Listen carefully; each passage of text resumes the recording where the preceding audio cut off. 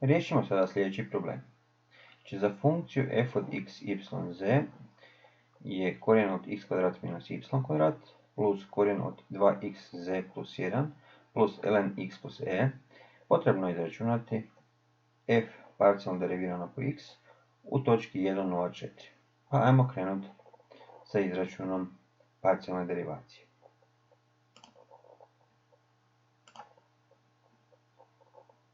F derivirano po x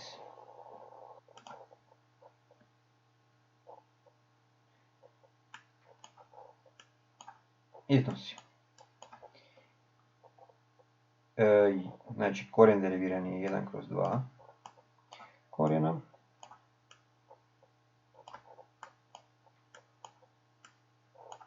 A pošto unutra nije bio samo x, nego nešto drugo, znači radilo se o složenoj funkciji, pa moramo unutrašnjost derivirati dodatno i to je 2x kada deriviramo po x. Plus, opet derivacija korijena je 1 kroz 2 korijena.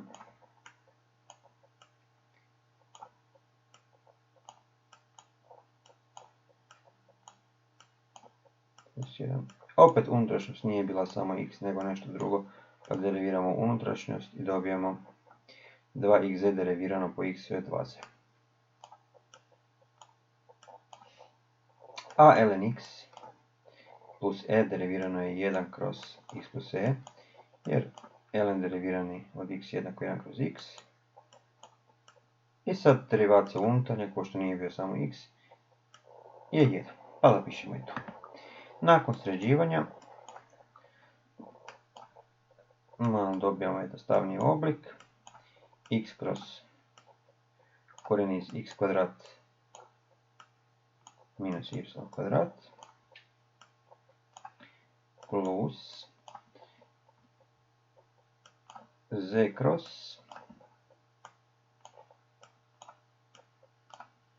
korijen iz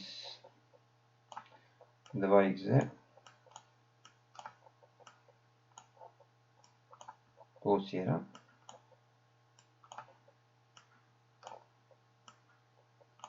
i plus 1 kroz x plus e. Nas zanima koliko iznosi parcijalna derivacija od točki 1,04, pa ćemo te vrijednosti uvrstiti u našu parcijalnu derivaciju. I dobijemo.